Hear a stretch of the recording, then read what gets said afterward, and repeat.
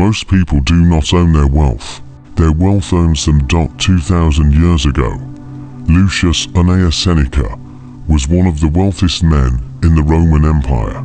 Yet, he walked through the marble halls of Rome, watching the elite drown in anxiety, paranoia, and secret misery. He realized a terrifying truth: the pursuit of riches is a psychological trap designed to leave your soul entirely bankrupt. Look around today. We chase the bigger paycheck, the flashier lifestyle, the next investment asset. We think we are building freedom. But Seneca warns that without a stoic mind, you are simply building a more expensive cage. You are falling into financial traps that drain your peace of mind long before they drain your bank account. In this video, we uncover the 4 specific wealth traps identified by Seneca. If you fall into even one of them, no amount of money will ever make you feel rich. Pay close attention to the 3rd trap. It is the exact reason why modern millionaires lose everything. Let us begin. The first trap Seneca warned against is what modern psychologists call the hedonic treadmill. Seneca observed that when a man's fortune grows, his desires do not stay behind. They expand instantly to consume the new space. He wrote to wisdom, "Poverty is no evil, unless it brings a companion, a desire for more." We falsely believe that enough is a fixed financial number. We tell ourselves, if I can just make $100,000, I will be satisfied.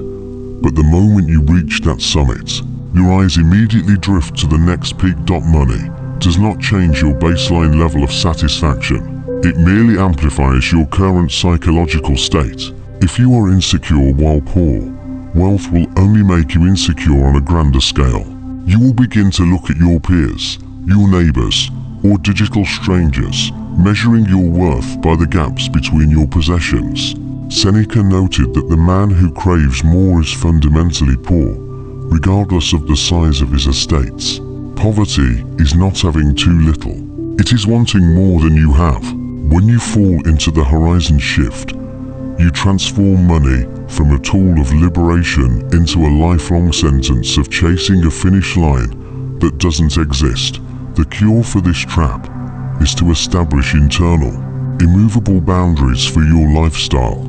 Stoicism teaches us to deliberately fix our desires in place.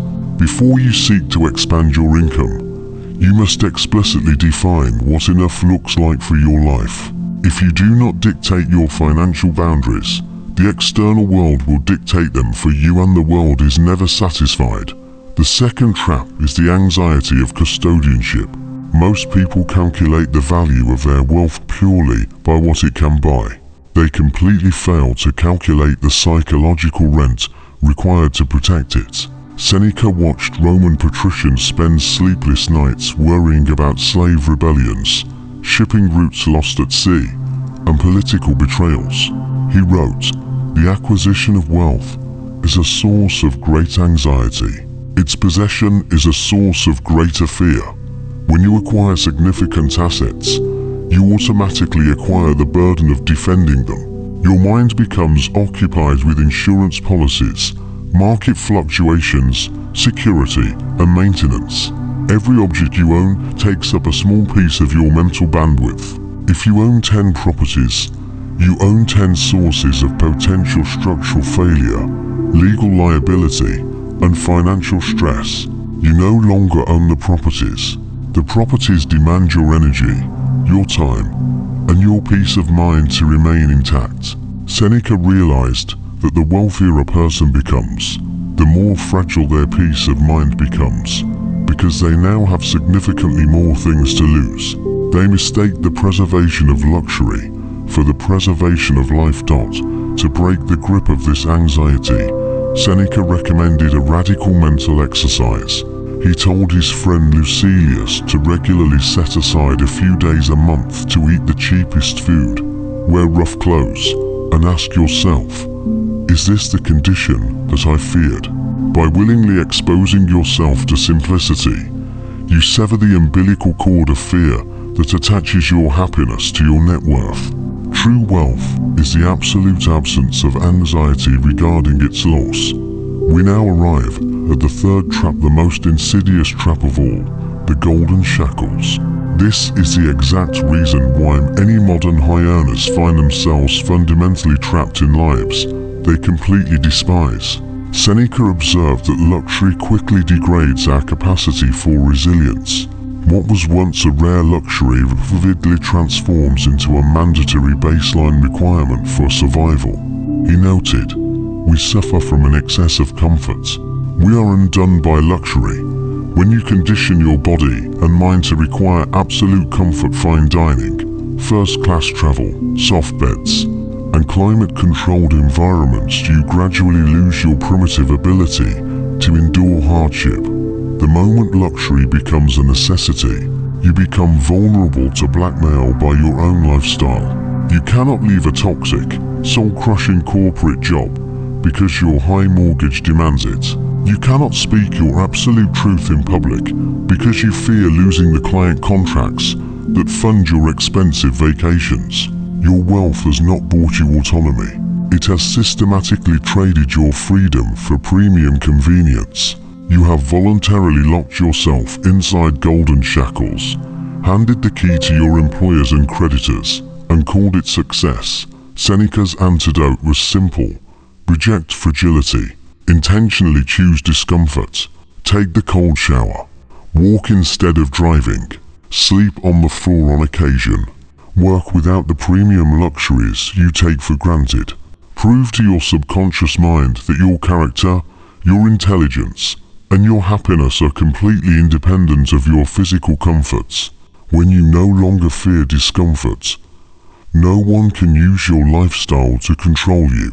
The fourth and final trap is the vicarious identity. This occurs when a person completely merges their human identity with their financial net worth. Seneca observed individuals who believed that because their estates were grand, they themselves were grand. He wrote, "Money has never yet made anyone rich. On the contrary, it serves only to create a deeper thirst for things that do not matter." When people fall into this trap, they stop cultivating their internal virtues, such as wisdom, courage, justice, and temperance, because they believe their bank balance speaks on their behalf. If you strip away a billionaire's money, his luxury cars, and his social status, what is actually left of his character? If the answer is nothing, then that individual was never truly wealthy. He was merely a poor man, holding a large bag of currency. Chasing wealth to earn the respect of others is an exercise in futility. You are outsourcing your self-worth to the fickle opinions of people who only value you for what you possess, not who you are. Seneca reminds us that true nobility is found exclusively within the mind. Your money is an external asset. It can be stolen by inflation, confiscated by governments, or erased by market collapses overnight. But your character, your wisdom, and your inner resilience are completely untouchable. Focus your primary energy on building an internal empire that no market crash can ever destroy. True wealth is not measured by the abundance of your possessions, but by the absolute clarity of your freedom. If you found value in these ancient rules of money, hit the like button to help push this philosophy to those who need it most. Subscribe to join our community of silent builders. For your next step, watch our deep dive into the Stoic rules of emotional detachment, linked right here on your screen.